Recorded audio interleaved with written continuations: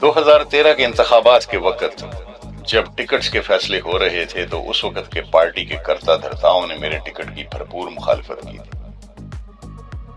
ये नौजवान है, सियासी बैकग्राउंड नहीं है, ना अपना को वोट ना खानदान का वोट। सिर्फ एक शख्स था जिसको यकीन था कि पाकिस्तान बदल चुका है और इस तब्दीली का पोस्टर बॉय बनना मेरे हिस्से में लिखा गया।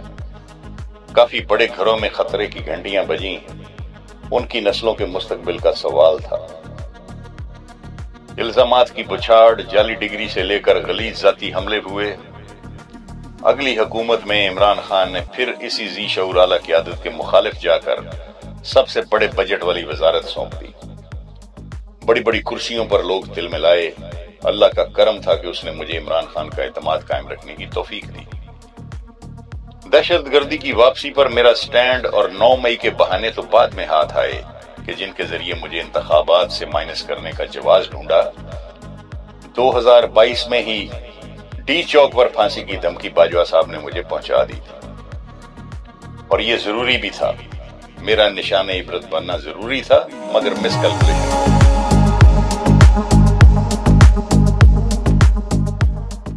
हम समझाते रह गए मगर वो अपने घमंड में समझ नहीं पाए वो बात जो इमरान खान जानता था।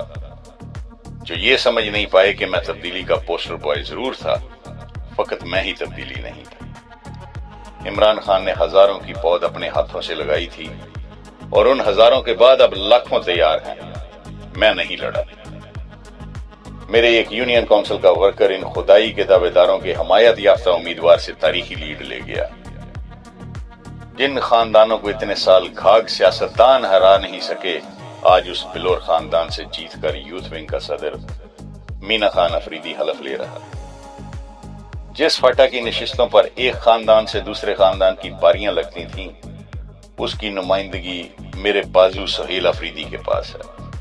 वो जिसको खैबर पख्तूनख्वा में इमरान खान की सियासत को दफन करने का दावा था, उसकी रऊनत पर आखिरी फाते पढ़ने वाला शाह अहद मेरे ISF का नौजवान है।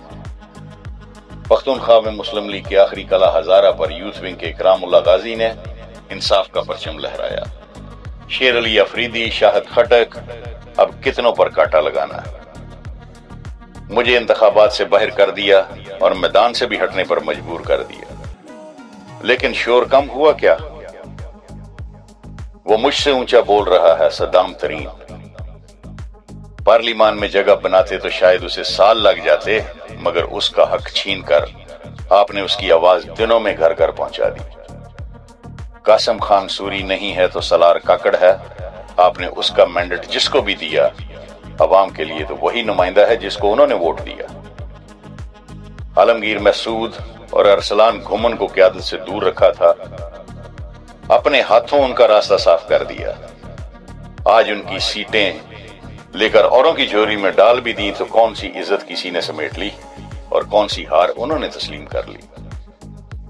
और ये तो वो नाम है जो हम सुन रहे हैं। 2 साल से पार्टी को कौन जिंदा रखे? इमरान खान तो 6 महीने से जेल में है। मुझ जैसे फसादी भी मंजर से गायब हो गए।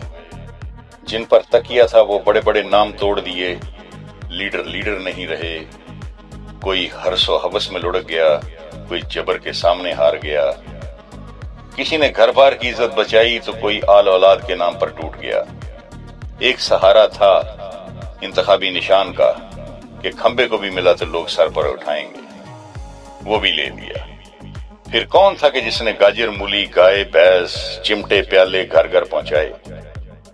पाकिस्तान की अवाम, बच्चे बच्चे को अजबर था इमरान खान का निशान कौन सा है। फकत जवान नहीं, 8-10 साल के बच्चों के भी इल्म है कि इमरान खान क्या है।